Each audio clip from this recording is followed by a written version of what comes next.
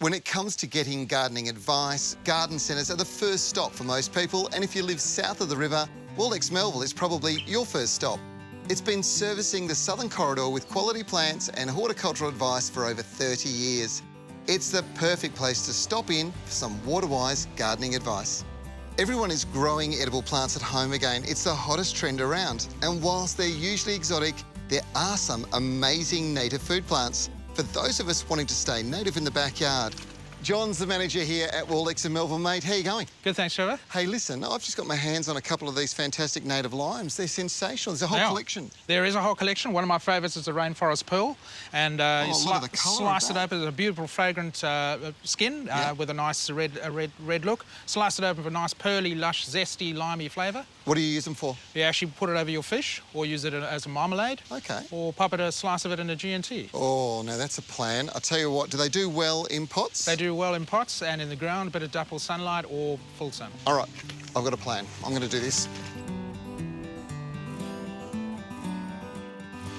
Now, the first thing you need to take into account is the pot you're going to put any of these plants into. Now, in the old days, we used to have these big, heavy pots.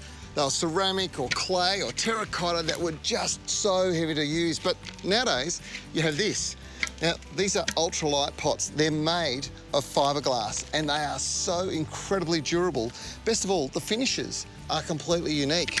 So, to get started, really good potting mix, get the premium potting mix and make sure you fill the pot to just under the rim.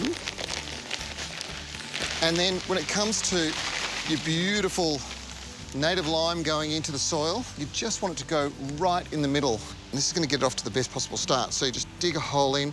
One of the big mistakes people make is they go and they push down really hard and compress the soil. You don't want that. You want it to be nice and loose, just as that soil fell away from the roots. That's exactly the way you want your potting mix to be. Now, to make this thing extra productive, all you have to do is throw in herbs.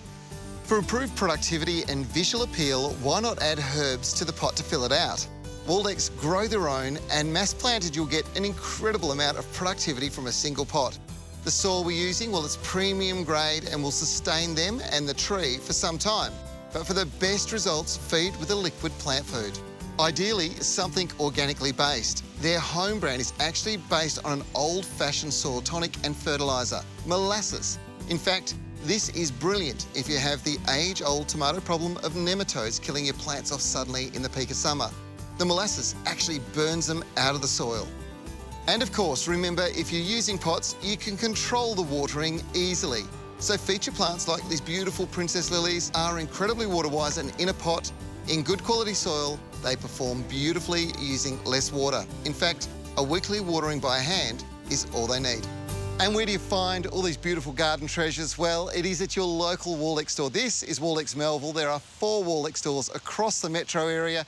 They also have a nursery, which means you're buying at grower direct prices and saving a fortune. And remember, when you're supporting West Australian businesses, you're supporting our economy and our jobs.